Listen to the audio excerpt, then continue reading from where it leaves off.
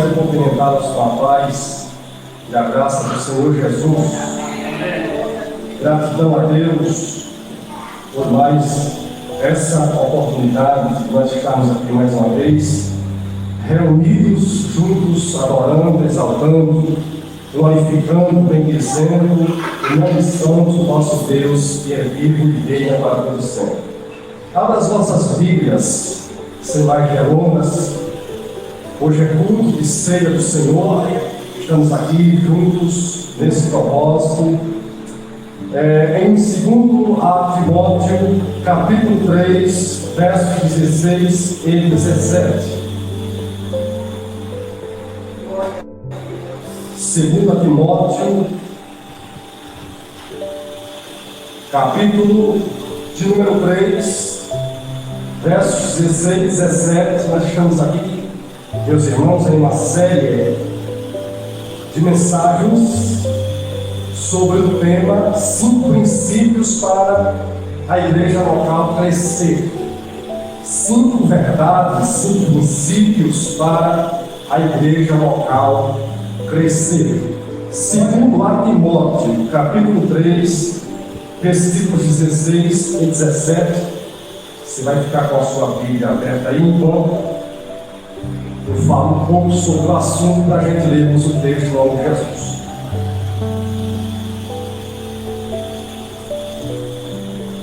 Novo Testamento, 1 aos Coríntios, Gálatas, Filipenses, Colossenses, 1 e 2 Tessalonicenses, 1 e 2 Timóteo, 3, 16 e 17.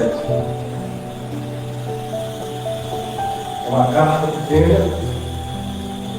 Para o Marcos, cuidado, aí vamos encontrar aí. Depois de Efésios, Filipenses, Colossenses, 1 e 2 Tessalonicenses, são próximas as cartas, são cartas pequenas. Nós estamos, meus irmãos, em um tema de 5 mensagens, que é 5 princípios para a igreja local crescer. Na semana passada, nós falamos um pouco acerca da unidade. E há a necessidade de abrir a unidade dentro da igreja local para que haja crescimento, para que haja crescimento.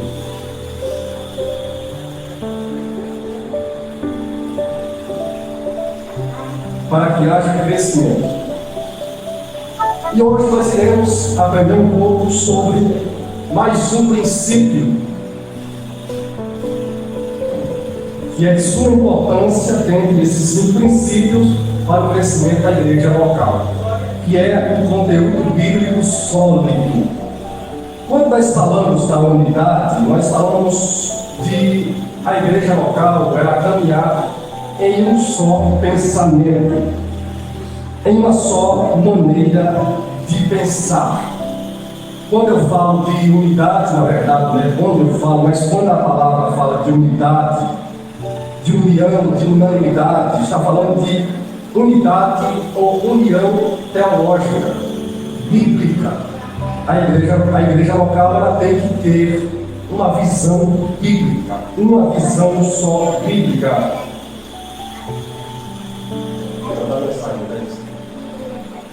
Uma visão só bíblica. Enquanto nós não tivermos uma visão bíblica, nós não teremos uma unidade. Porque o que faz com que muitas das vezes haja divisão dentro da igreja local é a ausência do conhecimento claro dos ensinamentos do Senhor Jesus Cristo. Quando não há clareza nos ensinamentos bíblicos, aí também não há unidade. Quando há clareza nos ensinamentos bíblicos, aí há clareza, na verdade, aí há a unidade. Mas, infelizmente, muitas das vezes, dentro da igreja local, existem irmãos que não acompanham. Há uma desigualdade no que se tange ao entendimento da palavra. E por haver essa desigualdade no entendimento, no crescimento espiritual, muitas vezes uns entendem e outros não entendem.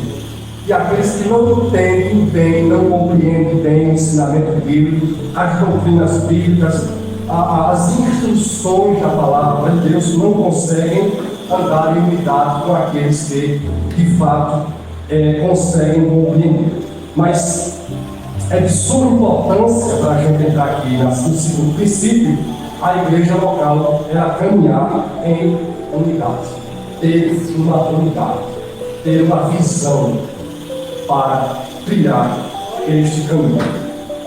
Quando nós tratamos de um conteúdo bíblico sólido, está dentro disso.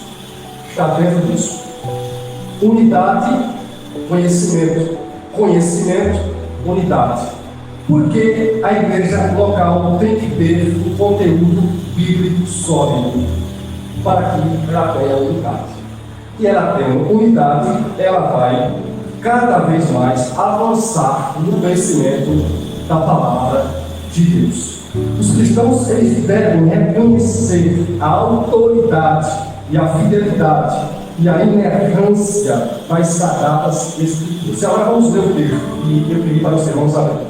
2 Timóteo capítulo 3, versos 16 e 17, diz assim: toda a Escritura é inspirada por Deus e útil para nos ensinar o que é verdadeiro e para nos fazer perceber o que não está em ordem em nossas vidas. Verso 17.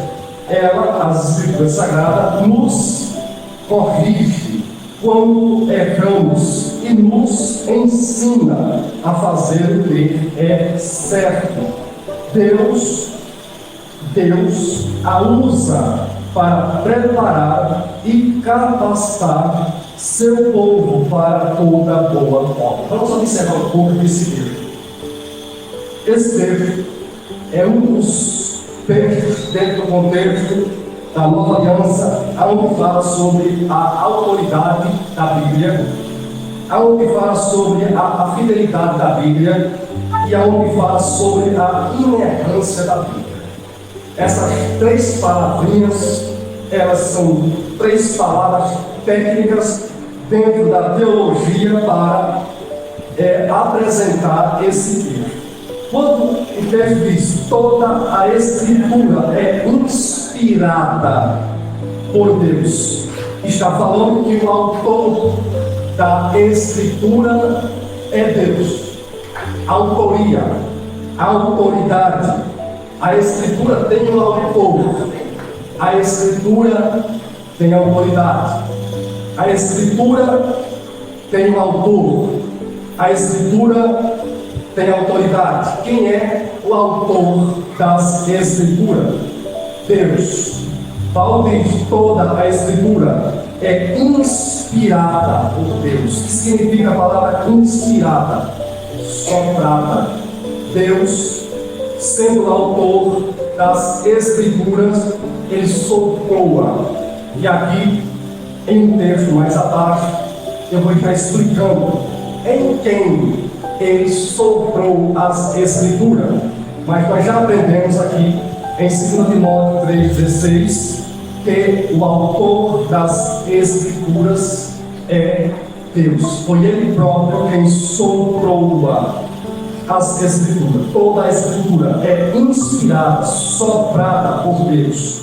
E ela é útil, ela tem uma utilidade muito grande na vida de cada um de nós.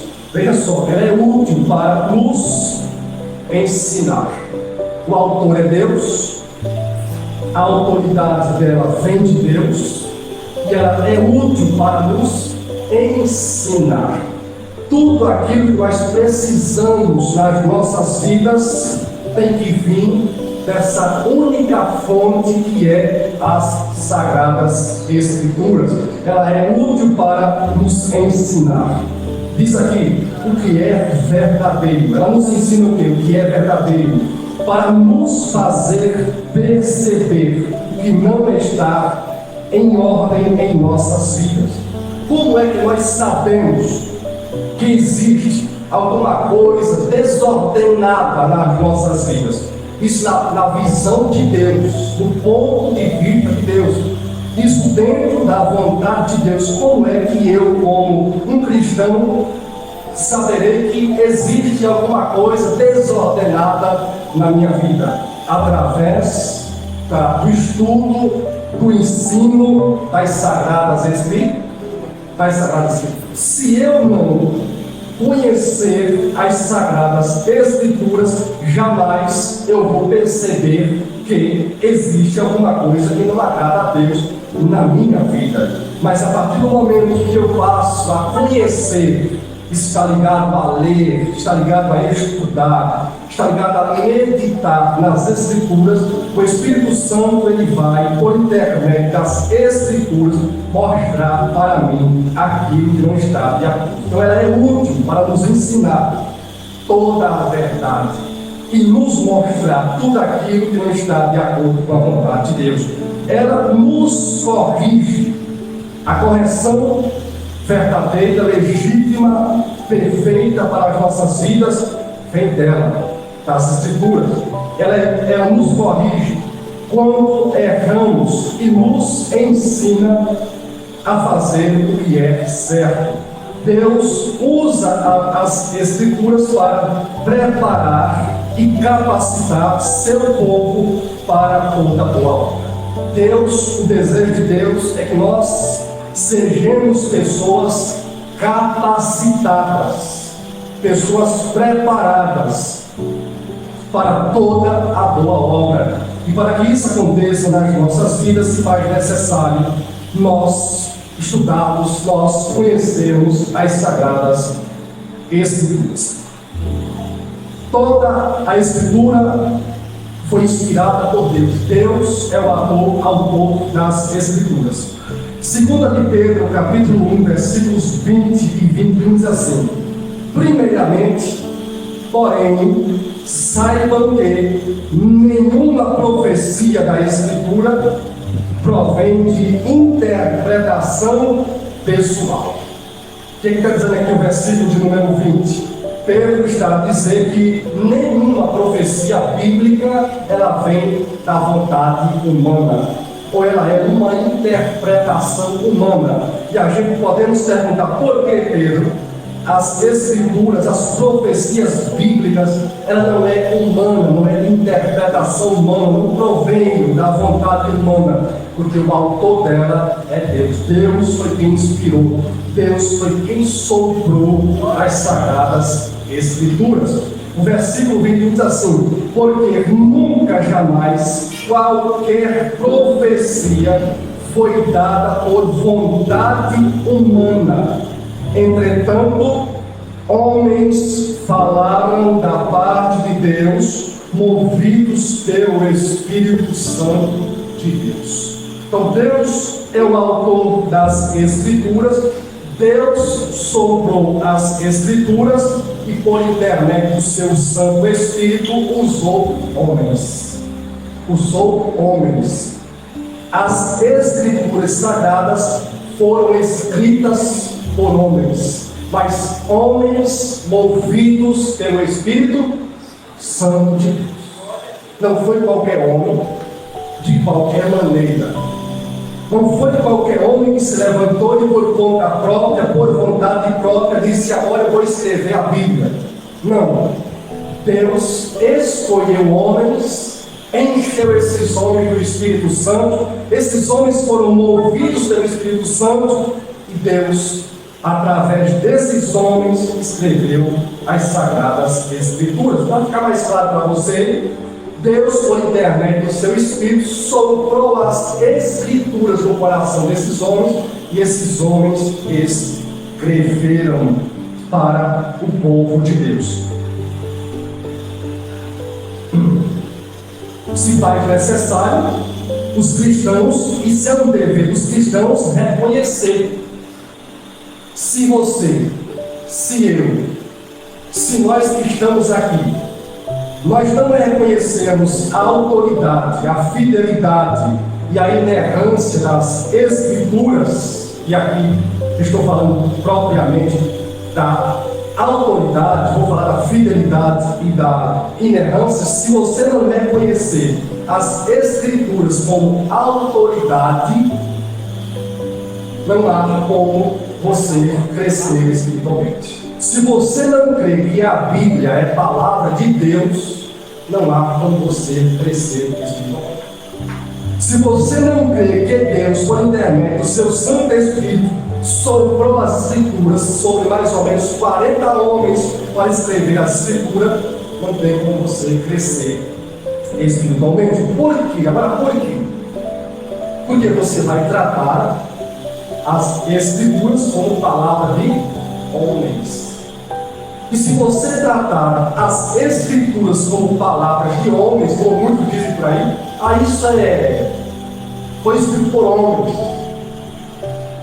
Se você, é claro, homens inspirados, movidos pelo Espírito Santo, se você não reconhecer a autoria e a autoridade e a inspiração de Deus nas Escrituras, você não crescerá espiritualmente. Porque você vai olhar para os textos bíblicos, textos claros, que vai falar para você sobre correção, sobre renúncia, sobre arrependimento, sobre santidade, sobre mudança de vida, sobre você andar, você deixar de fazer alguma coisa que não agrada a Deus e fazer aquilo que agrada a Deus, você dizer, não vou fazer porque isso é palavra de homem. Porque isso não vem de Deus, isso é palavra de homem, isso não tem autoridade de Deus, isso foi escrito por homem. Então, os cristãos devem reconhecer as Escrituras sagradas como autoridade divina, como tendo Deus o seu autor e como tendo a autoridade divina. Se você reconhecer isso, você vai crescer espiritualmente. Se você não reconhecer isso, você não crescerá espiritualmente. Então, quem é o autor das Escrituras? Deus. De onde vem, e onde é que vem a autoridade das Escrituras para a minha vida? De Deus. Você tem que ver nesses dois pontos aqui. Deus é o autor e a Escritura tem autoridade, porque ela vem de Deus. Você tem que ter nesses dois pontos aqui. Se você tem esses dois pontos, você vai ler, você vai estudar, você vai ouvir mensagens, você vai ouvir ensinamentos, você vai ouvir pregação e você vai ser transformado pelo Espírito Santo. Mas vamos falar sobre a fidelidade. Nós já aprendemos aqui que Deus é o autor e a autoridade dela vem de Deus. Mas e a fidelidade? Será que ela é fiel? Vamos ler aqui, Mateus, na verdade, melhor, Números capítulo 23, versículo 19. Números 23, 19 diz assim: Deus não é homem para que minta, nem filho do homem para que se arrependa. Por acaso, ele, Deus, diria algo e não o faria? É uma pergunta. Ou falaria e não o cumpriria?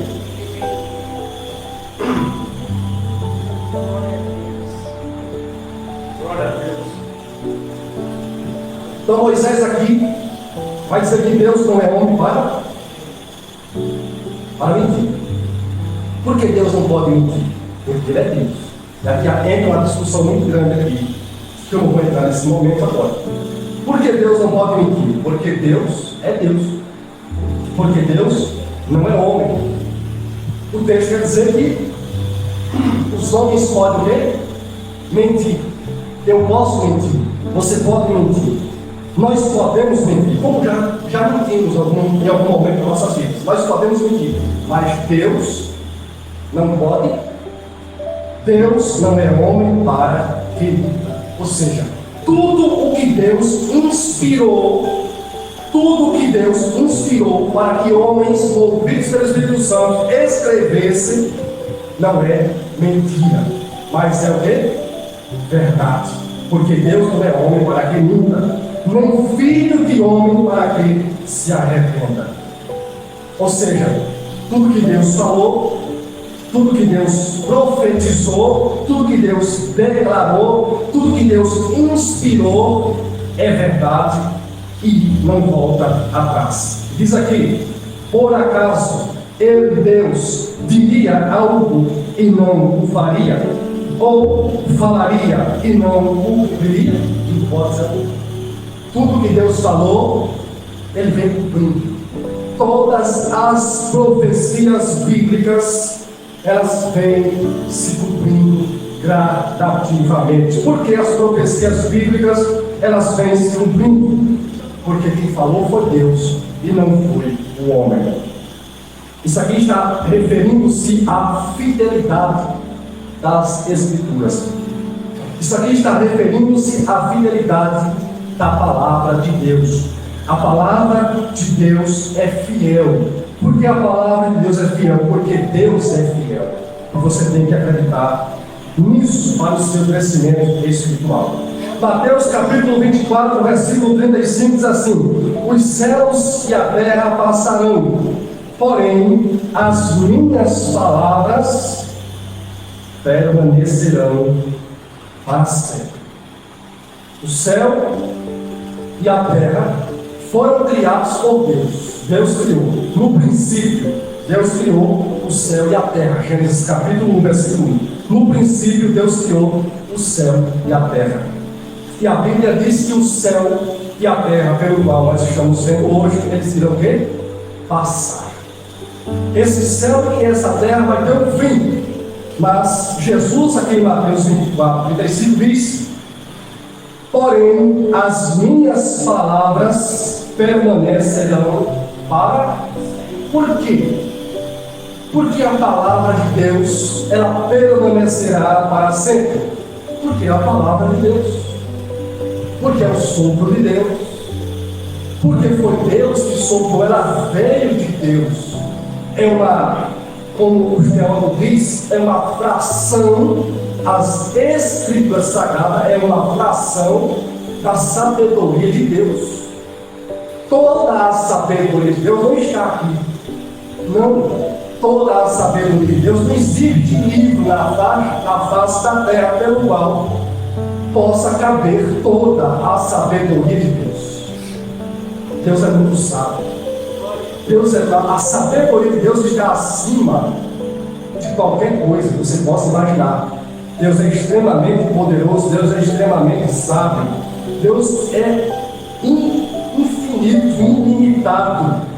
Então nós temos aqui uma fração da sabedoria de Deus que é suficiente para as nossas vidas aqui na terra. A palavra de Deus não terá fim. Por que não terá fim? Ela não terá fim porque ela nunca teve começo. Ela nunca teve começo. Deus é sempre eterno. Deus não tem princípio, não tem meio e não existe princípio para Deus, não existe meio para Deus, não existe fim para Deus. Deus é sempre eterno. A sua palavra, ela tem a mesma substância. Deus é sempre eterno, como é de eternidade em eternidade. Então nós temos aqui que Deus é o autor das Escrituras, não é o homem, mas é Deus, é o autor das Escrituras, e ela é fiel, ela é eterna e ela não tem fim. E aqui, dentro desse princípio, nós vamos ler Provérbios capítulo 30, versículo 5, diz assim: toda a palavra de Deus se mostra verdadeira. Vou repetir para você, Provérbios 35, toda a palavra de Deus se mostra verdadeira. Ele é escudo para quem nele busca proteção. O que quer dizer toda a palavra de Deus é verdadeira? Está dentro do contexto da inerrância. Deus não erra. Deus nunca errou. Deus nunca irá errar. Assim também é a sua palavra. Então, o autor das Escrituras é Deus, não é o homem. O homem foi movido, homens foram movidos pelo Espírito Santo para escrevê-la, mas o autor dela é Deus. ela não pode falhar, porque ela não foi escrita por homens. Homens mentem, Deus não pode mentir. Homens se arrependem, Deus não pode se arrepender. O que Deus falou vai cumprir, está se cumprindo e vai continuar se cumprindo até a consumação do século. E a palavra de Deus, ela é verdadeira, ela é inerrante, ela tem o seu autor como seu autor Deus, ela é fiel e ela é inerrante, ela não pode errar. Então todo cristão tem que ter em suas mentes esse pensamento bíblico. Se você não tiver na sua mente esse pensamento bíblico, você jamais irá crescer espiritualmente.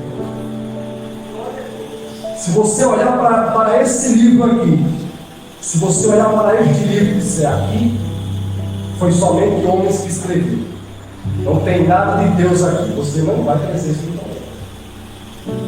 Homens escreveram, repito, homens escreveram, mais ou menos 40 homens escreveram, mas foram inspirados, movidos pelo Espírito. Guarde isso aqui. Toda a escritura é divinamente inspirada, soprada. Deus soprou e moveu homens pelo seu Espírito para escrever. A autoridade divina.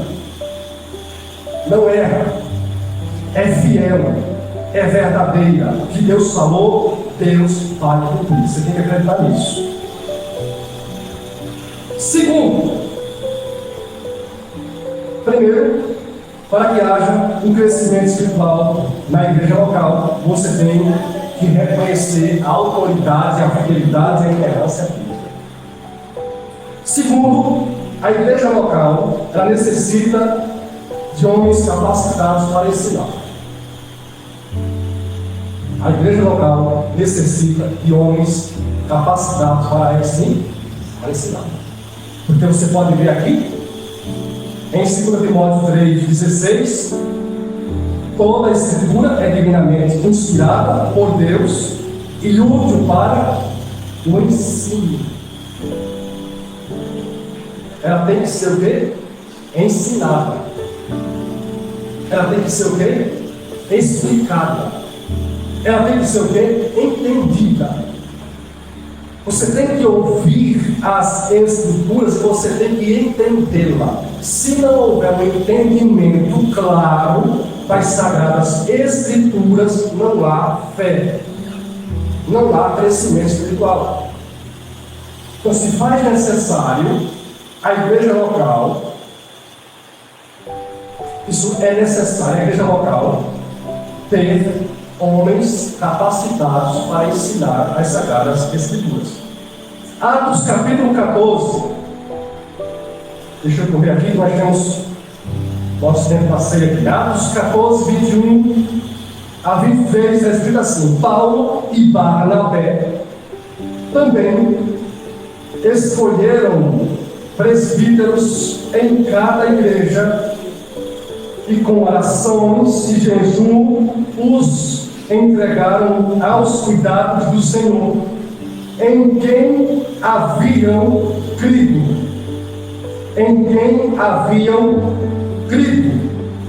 Aqui nós estamos no contexto. O apóstolo Paulo foi separado por Deus como pregador, como apóstolo dos gentios. Ele saiu a pregar o Evangelho, começando em Jerusalém e adentrando nos arredores de Jerusalém e até os confins do Império Romano. E aonde Paulo passava, ele pregava o Evangelho e pessoas se convertiam ao Senhor. Por exemplo, ele pregou na cidade de Corinto, pessoas se converteram ao Senhor. Ali ficou um grupo de irmãos, na cidade de Corinto. Na cidade de Roma, por exemplo, na cidade de Éfeso, na cidade de Filipos, em Colossos, os irmãos de Tessalônica, e daí por diante. Então, o Evangelho era pregado, pessoas se convertiam, e Paulo partia para outras cidades para pregar o Evangelho. Mas antes de Paulo partir para outras cidades, ele ensinava aqueles irmãos, instruía aqueles irmãos que deviam, dentre eles, ter homens maduros, homens anciãos, homens capazes de cuidar do rebanho. Nós sabemos muito bem que isso não é de um dia para a noite.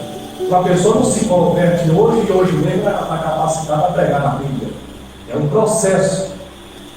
Mas era um processo que chegava. Tinha um começo e um meio, vamos dizer assim, e um fim.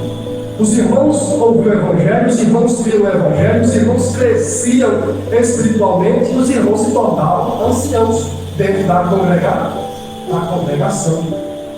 Ou seja, Paulo está dizendo aqui que ele e Barnabé, diz aqui, Paulo e Barnabé também escolheram presbíteros, ou pastores, ou bispos, ou anciãos em cada igreja. Igreja aqui é igreja local, como eu falei para vocês na mensagem da semana passada. Igrejas locais. Em cada igreja local, ali Paulo escolhia alguns homens para cuidar daqueles irmãos. A igreja, ela nunca foi cuidada por um homem só, na liderança. Você pode ler o livro, todo o livro de Atos, as epístolas dos apóstolos, que você vai ver que as igrejas locais, os irmãos que se reuniam em cada cidade, nunca foram liderados por um homem só. Era mais de 2, 3, 4, até 5 homens cuidando daquele rebanho ali, cuidando daquele povo, juntamente com o próprio rebanho, com o próprio povo.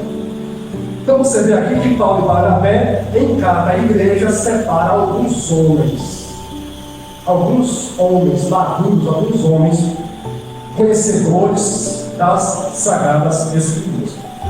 1 Timóteo capítulo 3, dos versos 1 a 2, diz assim: aqui em 1 Timóteo capítulo 3, dos versos 1 a 2, Paulo vai instruir, trazer uma instrução para Timóteo. Diz assim: esta é uma palavra fiel. Se alguém deseja o episcopato, excelente obra deseja. Verso 2: convém, pois, que o bispo seja irrepreensível, marido de uma mulher, vigilante, sóbrio, honesto, hospitaleiro, apto para ensinar. Os presbíteros que eram separados das congregações locais, eles tinham que ter o quê? Habilidade para ensinar as sagradas. Esse é o nosso ponto. Para que haja um crescimento na igreja local, se faz necessário, primeiro, você crer de todo o coração nas sagradas escrituras. Segundo, é de sua importância ter homens capacitados para ensinar. Homens com habilidade para ensinar a palavra de Deus. 2 Timóteo capítulo 2, versículo 15 diz assim: procure apresentar-se a Deus aprovado como obreiro que não tem de que se envergonhar, que maneja bem a palavra da verdade. O obreiro, ele tem que se apresentar a Deus aprovado. Não é de qualquer jeito. Isso aqui é um custo muito grande. É um preço muito alto que aquele que foi chamado para ensinar deve pagar. Procure apresentar-se a Deus. Primeiramente, o obreiro, ele se apresenta a quem? A Deus. Ele não vai pregar qualquer palavra. Ele não vai chegar diante do povo de Deus, aqueles que foram comprados com o sangue de Cristo, e falar de si próprio. Do que ele pensa, do que ele acha, do que ele imagina, do que ele acha que está certo. Não. Ele vai pregar a palavra de quem? Isso aqui é coisa séria. Isso aqui é coisa muito séria. Por isso que Paulo diz: procure apresentar-se a Deus aprovado. Primeiramente, você está obreiro diante de Deus. Porque a palavra não é sua, a palavra é dele. E você não pode falar de si próprio, você tem que falar da palavra dele. Procure apresentar-se a Deus aprovado, como obreiro que não tem de que se envergonhar, que maneja bem a palavra da verdade. Que maneja bem o quê? A palavra da verdade. O que significa manejar bem a palavra da verdade? Essa palavra manejar, ela tem o entendimento de cortar em linha reta. É você pegar algo e você cortar em linha reta, sem turbiar, sem desviar do foco, sem entrar por atalho, sem rasura, sem arranhões. O que é cortar reto? O que é manejar bem a palavra da verdade? É cortar reto. É você ensinar a palavra como ela é. É você pregar a palavra como ela é. É você instruir o povo de Deus com a palavra como de fato está escrito. Primeiro, Deus escolhe homens. Segundo, esses homens têm que ser aptos para ensinar.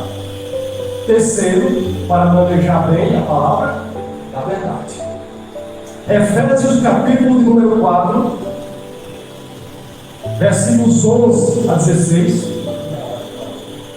A hora para passar aqui. É 22.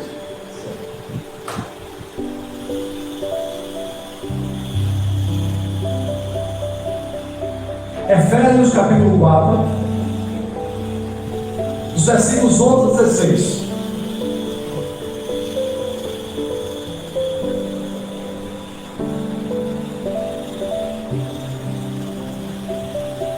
Efésios 4, os versos 11 a 16.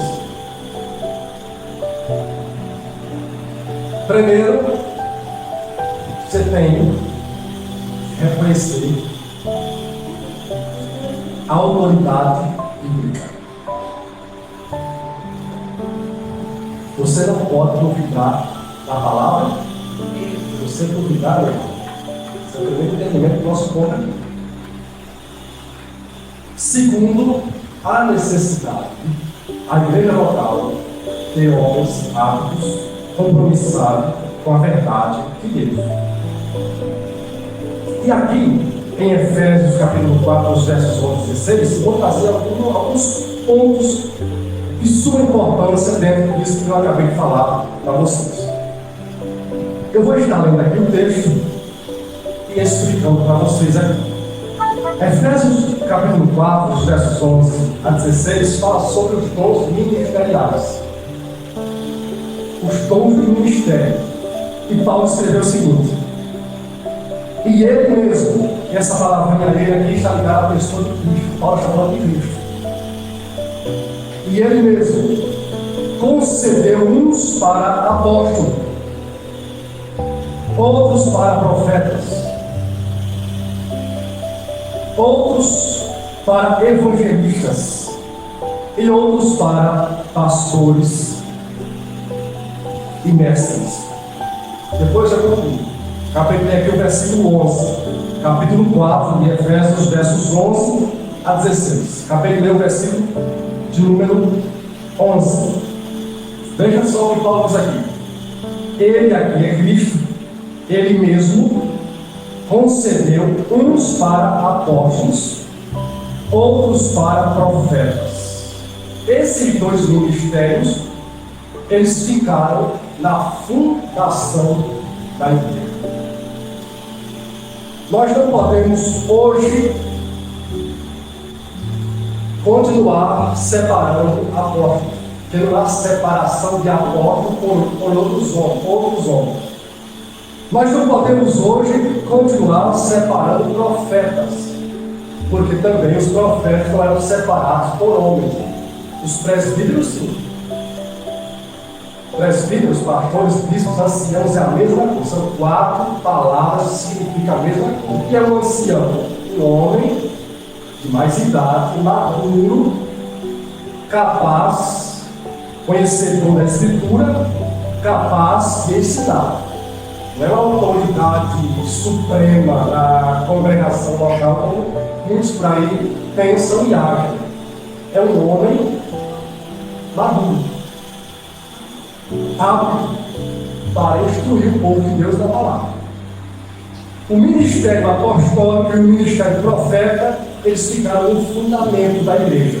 Não vamos ler agora esse texto, mas Efésios capítulo 2, versículos 20 a 22, depois você pode ler, você pode marcar esse texto aí, você pode ler. Efésios capítulo 2, dos versículos 20 a 22, vai dizer que os apóstolos e os profetas, eles lançaram o fundamento, aonde a igreja de Cristo é edificada. Quem é o fundamento, segundo Paulo, em Efésios capítulo 2, versículos 20 a 22? O fundamento é Cristo. Cristo é o fundamento da igreja. Cristo é o alicerce da igreja. Cristo é aquela pedra pela qual a igreja está sendo edificada.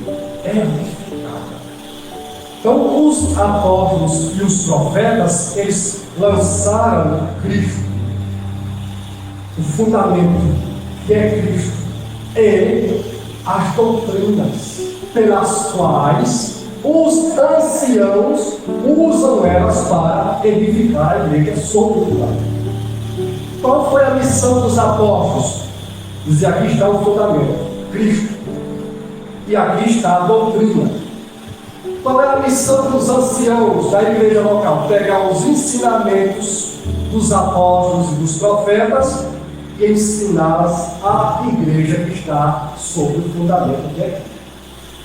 Quem é a igreja? A igreja são todos aqueles que creem em Cristo e são salvos pela graça, por meio da fé nele. Igreja não é prédio. Você vê a igreja tal, igreja tal. Não, igreja não é prédio. Igreja nunca foi um prédio. Igrejas são pessoas. A palavra igreja no grego para o português significa eclésia. Traduzido do grego eclésia para o português igreja significa reunião dos santos. Então, a igreja é o povo de Deus sendo edificado sobre Jesus Cristo através dos seus ensinamentos.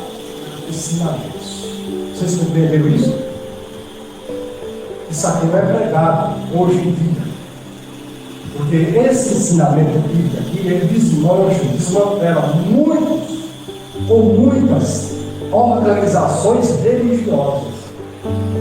Muitas organizações, muitos pensamentos religiosos no meio evangélico Brasil afora. Então, veja, os apóstolos e os profetas lançaram o fundamento.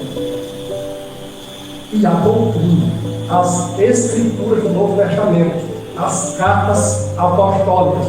Os anciãos pegam os ensinamentos apostólicos.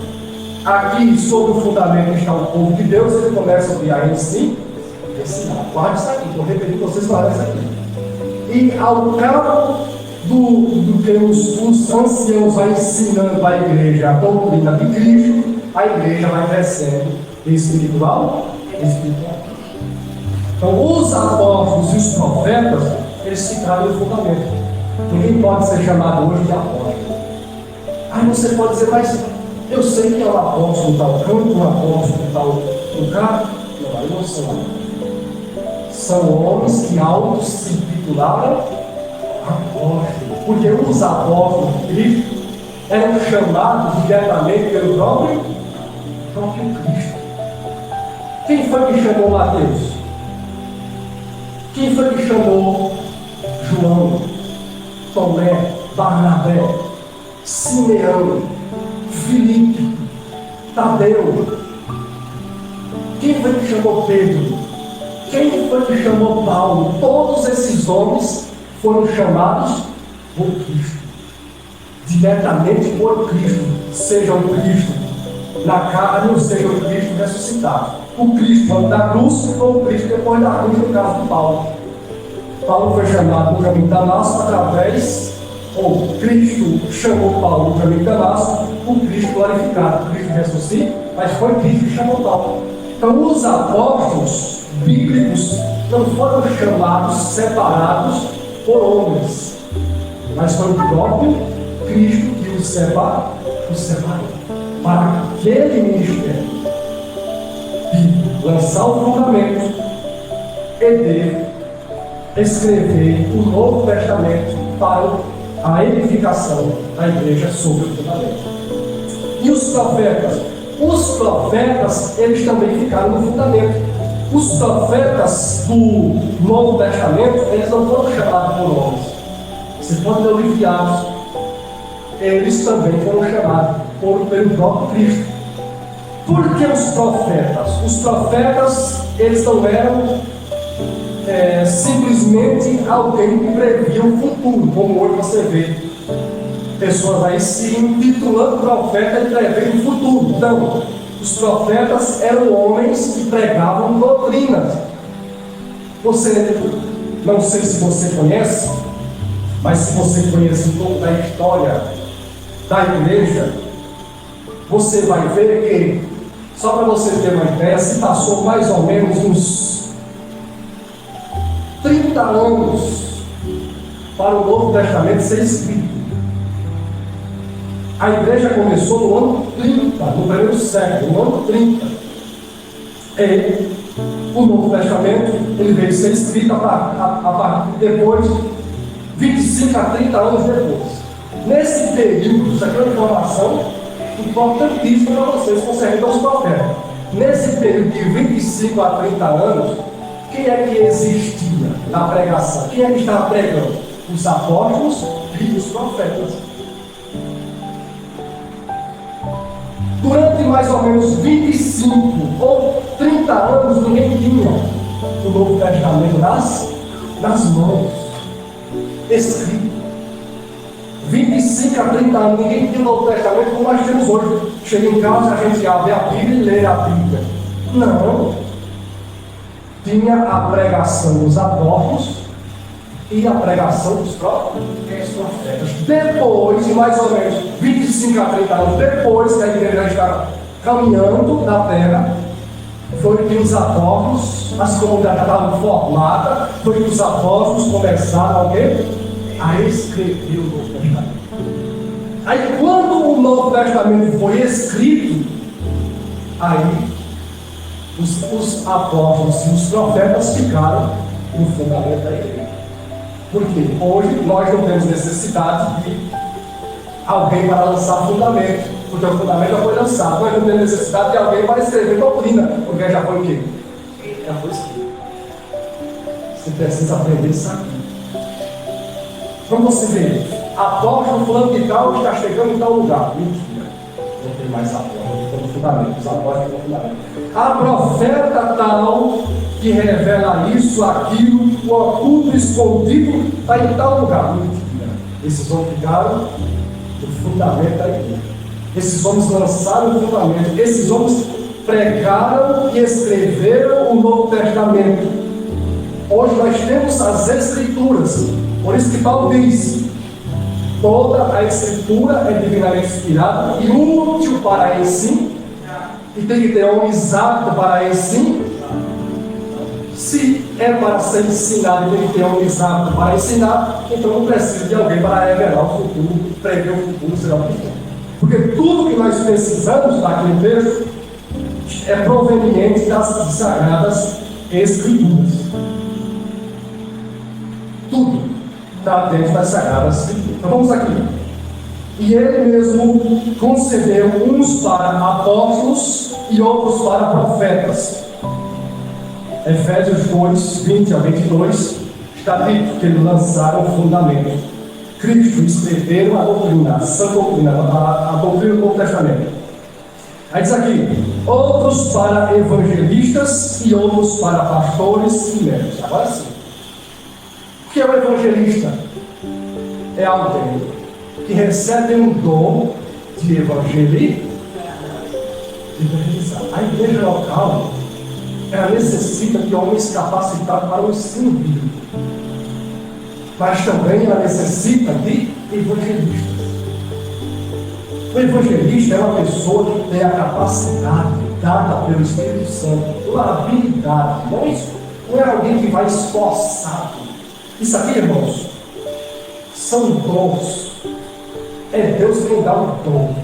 Quando Deus dá o dom à pessoa para tal A pessoa, ela se esmera naquilo ali, ela se dedica naquilo ali e ela faz porque ela foi chamada para tal. Não é um esforço, não é alguém chegando aqui dizendo: irmão Júlio, faça tal coisa e ai que vocês não fizeram. Não já vi. Esse tipo de... Não. E se o irmão Júlio foi chamado para ser um evangelista, para ir e pregar o evangelho, ele não vai conseguir. Jamais ele vai conseguir.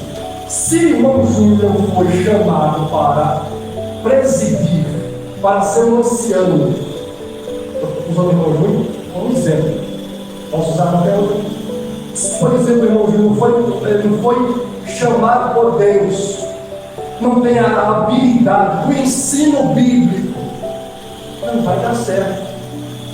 Jamais vai dar certo. Então, quando a pessoa recebe um dom de Deus, ela faz com naturalidade. Uma naturalidade. Não precisa ninguém estar no pé da pessoa. Faça isso. Faça. Você tem que fazer. Você tem que ir. Por que você está fazendo assim? Por que está fazendo assim? Não precisa. Porque Cristo deu um dom para a pessoa. A pessoa recebeu o dom. Então, o evangelista se faz necessário ter na igreja local um evangelista, que é aquele que vai pregar o evangelho para que as vidas se convertam ao Senhor.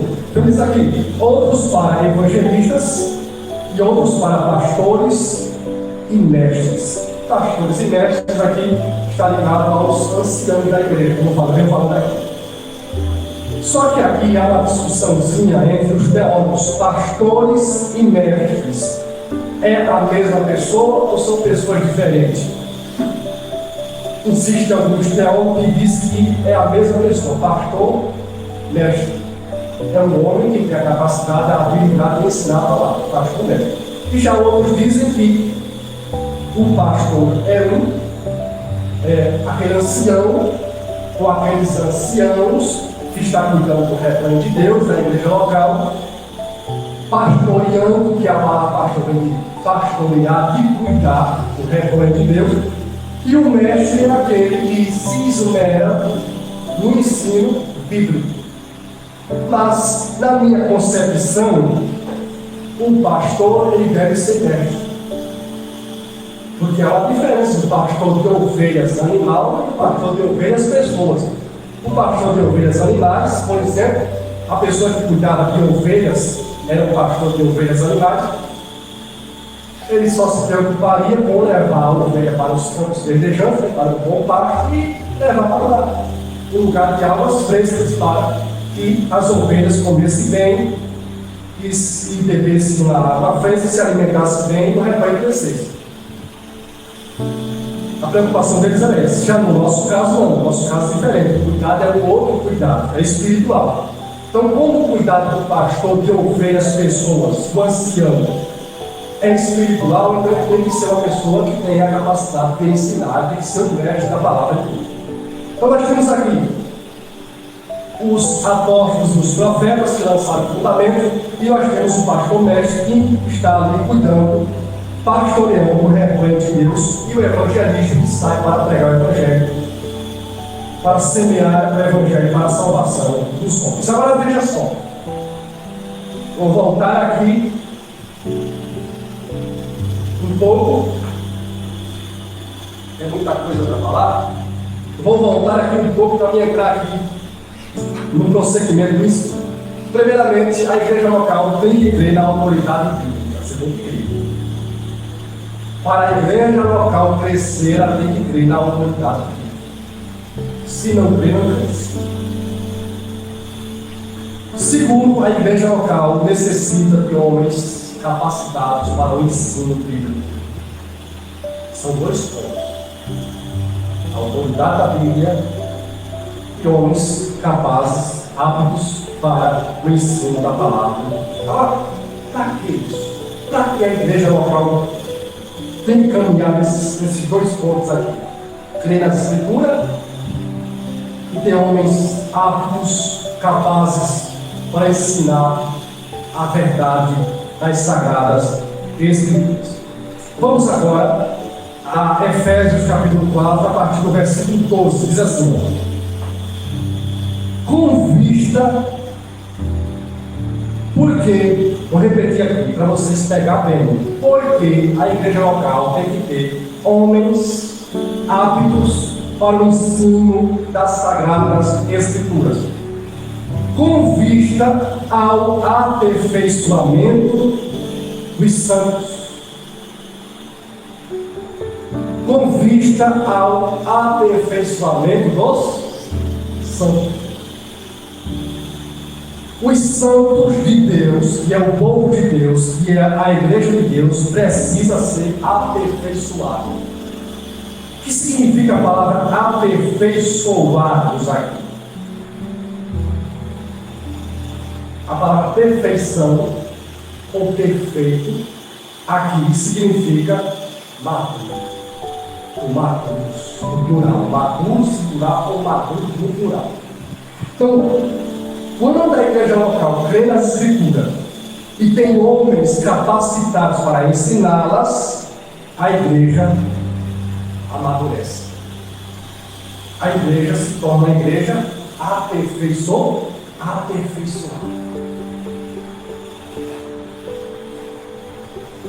Veja só, com vista ao aperfeiçoamento dos santos, dos separados de Deus, para o desempenho do seu serviço, para o desempenho do seu serviço, para a edificação do corpo de Cristo. Então nós temos aqui três informações: primeiro, aperfeiçoamento; segundo, desempenho do serviço; e terceiro, vai dizer aqui, edificação. Aperfeiçoamento, amadurecimento; desempenho do seu serviço, a igreja é capaz para fazer a obra de Deus e é edificada. O que significa a palavra edificação, que vem de edificar? Crescimento. Então, a igreja, quando ela é bem ensinada, ela é bem alimentada, ela é bem instruída, ela cresce, amadurece e trabalha. Olha só, bate isso aqui. Quando a igreja é bem alimentada, bem ensinada, bem instruída, a igreja é edificada, a igreja está crescendo, amadurecendo e trabalhando. Porque aqui o texto diz, aperfeiçoamento dos santos para o desempenho do seu serviço. Desempenho do seu serviço. Cada um de nós que estamos aqui, nós recebemos de Deus um tom. Você pode ler depois Romanos capítulo número 12. Romanos capítulo número 12. Praticamente todo o capítulo número 12. Você vai ver ali que o corpo de Cristo, os membros do corpo de Cristo, cada um deles recebe um determinado dom do Espírito Santo. Então, quando a igreja, repito, ela é bem alimentada, ela é bem ensinada, ela é bem instruída, ela cresce, amadurece e trabalha. São três palavras importantíssimas para a igreja local. Edificação. Quem já viu aqui no preveiro com o do Natal? Vai pegando um tijolinho. Ele não pega todos os tijolos e joga no barulho. Nem poder ele pode fazer isso. Ele pega tudo, vai alinhando eles ali. Edificação. O prefeito está edificando uma casa, tijolinho por tijolinho, até chegar em cima. Crescimento. Edificação, crescimento. Quando há crescimento, há aperfeiçoamento, amadurecimento, maduro. A igreja, o povo fica maduro, amadurece e faz o seu serviço, faz o serviço pelo qual foi designado. Mas Mas, irmãos, isso só pode acontecer se a igreja for bem alimentada. Se não for, não pode isso acontecer. Vamos dar prosseguimento aqui. Com vista ao aperfeiçoamento dos santos, para o desempenho do seu serviço, para a edificação do corpo de Cristo. Versículo 13 diz assim: até que todos, plural, igreja local, até que todos cheguemos à unanimidade da fé. União.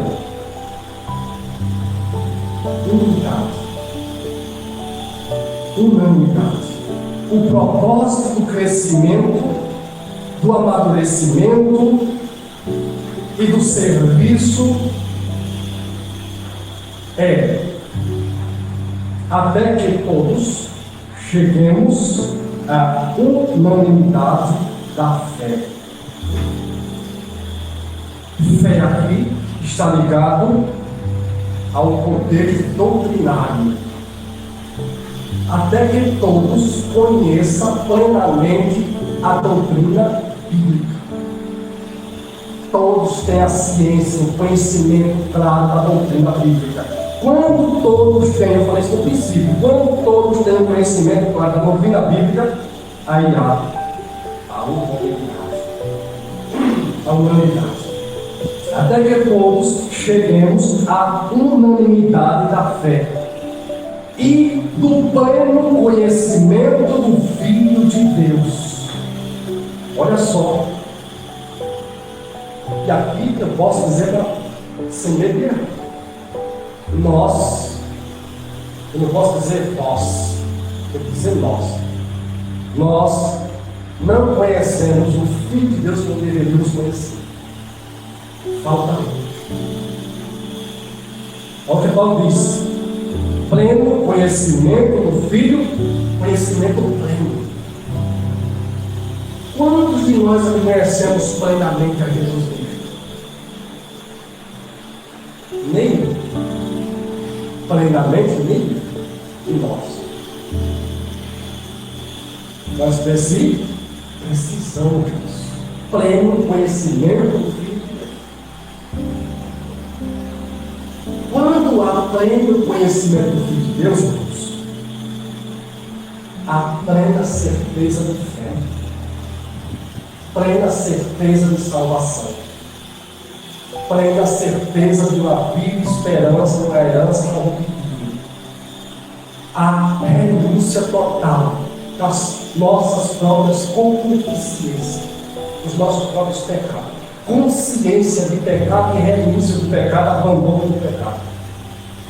Há força, uma capacidade, uma coragem extraordinária de ensinar, de falar da ressurreição de Jesus Cristo e defender. Por que é que os apóstolos enfrentaram impérios? Era isso aqui. Pleno conhecimento do Filho de Deus. Enfrentar impérios, imperadores, reinos. Paulo enfrentou os religiosos, poderosos, furiosos, os imperadores. Passou por várias prisões na pregação, na anunciação do Evangelho, até a morte. Paulo foi decapitado pelo imperador Nero, ficou preso numa masmorra no fundo de uma cadeia, no porão de uma cadeia, que era andar, a cadeia de andar, tinha andares, ele ficou no porão da cadeia, insolúvel, fétida, condenado à morte por causa do Evangelho. Foi levado ao pretório romano, um carrasco, separou a cabeça dele do corpo com uma machadada. Por quê? Paulo permitiu em sua vida tanto sofrimento por causa do Evangelho até a morte. Pleno conhecimento do Filho de Deus. Glória a Deus. Por que Pedro foi crucificado de cabeça para baixo porque não aceitou ser crucificado de cabeça para cima porque não era digno de morrer como seu Senhor. Pleno conhecimento do Filho. Nós não temos essa coragem. Nós não temos essa fé. Temos que admitir. Mas nós estamos choramingando pelos cantos como crianças, com pouca coisa. Com coisa linda. Glória a Deus, irmãos. A igreja local, ela precisa disso aqui. Crescer, amadurecer no serviço do Senhor. Unanimidade na fé. Ser unânime na fé, ter a mesma convicção, ter pleno conhecimento do Filho de Deus, ao estado de pessoa madura, à medida da estatura da plenitude de Cristo. Isso aqui, os teólogos chamam de impossível. Eu chegar à medida da estatura da plenitude de Cristo. Pleno conhecimento do Filho de Deus eu posso chegar, só eu estudar a Bíblia. Se você quiser conhecer Cristo como Ele é, só existe um método, que é estudar a palavra de Deus. Não existe um método. Só lendo a Bíblia, os evangelhos, você mergulhar no estudo dos 4 evangelhos: nascimento, ministério, morte, ressurreição e ascensão de Jesus para o céu. Você tem que estudar os 4 evangelhos para conhecer a história de Jesus. E a teologia bíblica, a teologia de Jesus Cristo, você tem que estudar as cartas apostólicas. Pleno conhecimento do Filho de Deus, nós podemos chegar. Agora, à medida da estatura, da plenitude de Cristo, os teólogos dizem que é impossível você chegar no nível espiritual de Jesus. Mas por que é que Paulo colocou isso aqui, se é impossível chegar na espiritualidade de Cristo? Na estatura espiritual de Cristo. Por que Paulo escreveu isso aqui? Inspirado pelo Espírito Santo, é claro. Deus inspirou Paulo, manifestou na vida dele para escrever isso aqui. Aqui tem um entendimento. Tem mais um entendimento, vamos falar de entendimento. Medida da estatura da plenitude de Cristo. É que dentro do nosso crescimento espiritual não tem limite ou parabéns. Você não pode, quando você lê isso aqui, você não pode chegar e dizer assim: agora eu já conheço a Bíblia o suficiente, eu já conheço a Deus o suficiente, eu já conheço as doutrinas bíblicas o suficiente, eu já conheço a Cristo o suficiente, não preciso mais conhecer mais nada, né? Você não pode dizer isso. Porque enquanto você estiver respirando aqui na terra, você precisa conhecer a Deus como Ele quer ser conhecido, revelado na sua vida. À medida da estatura da plenitude de Cristo. Quanto mais você cresce espiritualmente, quanto mais você é edificado, amadurece espiritualmente, mais você precisa.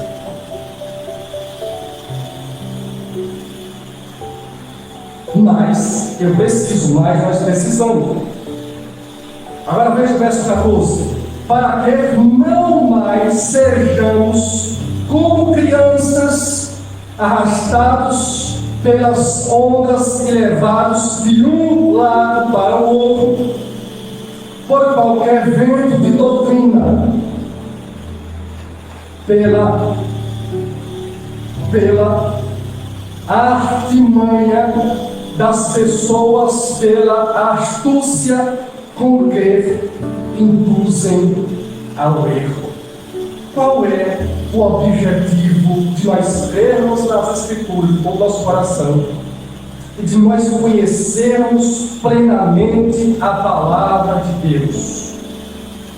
Vou repetir o verso 14. Tem um propósito muito importante: para que não mais sejamos como meninos. Que significa crianças ou meninos aqui no texto, Paulo. Não está falando de meninos, crianças. Está falando de meninos e crianças espirituais.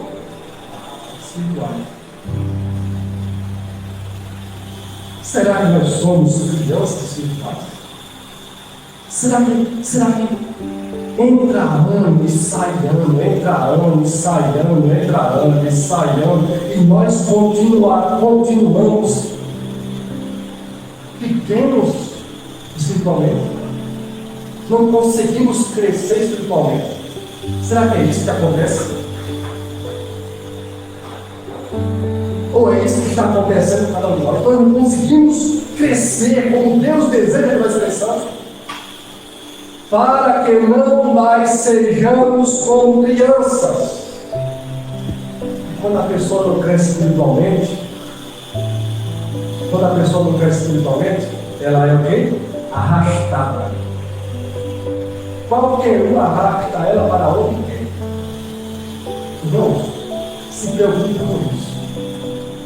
Eu digo uma coisa a vocês: não se limitem apenas aos cultos, aos domingos, mas se dediquem mais, busquem mais. Eu vou me esforçar para isso, para que nós cresçamos, mas vocês têm que se dedicar mais, vocês têm que pensar mais na palavra durante a semana. Vocês têm que orar e pedir ao Senhor: Senhor, eu preciso conhecer a Tua vontade, eu preciso crescer espiritualmente. Eu não posso, Senhor, continuar menino espiritual. Eu tenho que crescer. Para quê? Para não ser arrastado. Diz aqui, arrastados pelas ondas e levados de um lado para o outro por qualquer vento de doutrina. Quer dizer isso? Vento de doutrina. Você não tem o quê? A pessoa que é criança espiritualmente, ela não tem o quê? Convicção. Ela não tem uma convicção. Qualquer um que fala qualquer coisa, ela está o quê? Acreditando. Alguém falou algo ali, já está lá. Alguém falou algo lá, já está lá. Alguém falou algo em tal lugar, já está lá. Por quê? Porque não tem o quê? Convicções,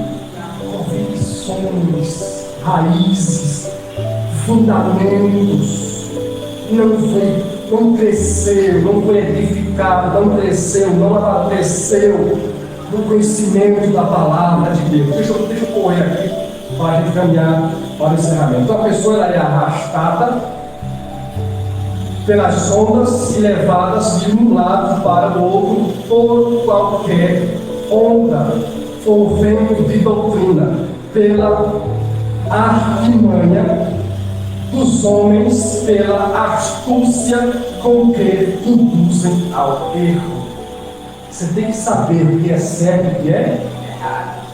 Qual é a doutrina verdadeira e qual é a doutrina falsa. Como é que eu sei aonde está a doutrina verdadeira e a doutrina falsa? Somente por intermédio do conhecimento da palavra. Agora veja, verso 15. Vamos concluir aqui. Mas seguindo a verdade, a vontade de Deus para nós é que nós sejamos sendo seguidores da fé. E aonde é que está a verdade? Aonde é que está a verdade? Vocês sabem. A resposta é muito simples. Nas sagradas Escrituras. Nas sagradas Escrituras. Não é na boca de A, na boca de B, de C, de então. É nas sagradas Escrituras. A verdade só está em um único lugar, nas sagradas Escrituras. Mas seguindo a verdade em amor, cresçamos, ele repete essa palavra mais uma vez, cresçamos em tudo naquele que é a cabeça, Cristo. 16, de quem todo o corpo bem ajustado e consolidado auxílio de todas as juntas, segundo a justa cooperação de cada parte, efetua o seu próprio crescimento para a edificação de si mesmo em amor. Conclusão da nossa mensagem: para que haja um crescimento espiritual da congregação local, primeiro, a congregação tem que crer na autoridade das Escrituras. Segundo, a congregação precisa se alimentar bem, receber um alimento saudável, um ensinamento bíblico verdadeiro, saudável, robusto, para que ela cresça, amadureça no seu serviço ao Senhor. Meus irmãos, concluindo aqui a nossa mensagem, quero destacar aqui alguns pontos acerca das Sagradas Escrituras. Primeiro, ela é alimento espiritual. As Sagradas Escrituras, ela é alimento espiritual. Quem se alimentou hoje? Alimento físico. Todos nós. Todos nós hoje nos alimentamos de alimento. Não respondam só no coração. Já vai ter que faltar, né? Quem se alimentou hoje do alimento espiritual? Não responda. Quem se alimentou hoje do alimento espiritual? Quem tirou o tempo hoje? Abriu o texto da Escritura, leu, releu, orou, pediu ao Espírito Santo: Senhor, me ajuda, me faz compreender isso aqui para a minha vida. Quem fez isso? A palavra de Deus é alimento espiritual. Mateus 4, versículo 4. Ela é luz e guia as nossas vidas. Nós precisamos sermos guiados pela palavra de Deus. Salmo 119, versículo 105. Ela é o meio ela é um meio de santidade nas nossas vidas. João capítulo 17, versículo 17. Ela que é a Sagrada Escritura, ela transforma e restaura as nossas vidas. Romanos capítulo 12, versículo de número 2. Ela é viva e eficaz nas nossas vidas. Hebreus capítulo 4, versículo 12. Ela confere sabedoria aos santos. Salmo de número 19, versículo 7. Ela é fonte de alegria, consolo e paz. Salmo 119, versículo 162. Ela fortalece e capacita. Ela fortalece e capacita contra o mal. Efésios capítulo 6, versos 10 a 18. 1 João capítulo 2, versículos 14 em diante. Ela é o próprio Jesus Cristo. A palavra é o próprio Jesus Cristo. Hebreus capítulo 1, versículo número 1. Ela revela Jesus Cristo. João capítulo 5, versículo 39. Ela é eterna e confiável. Mateus capítulo 24, versículo 20 ou 30. Então, meus irmãos,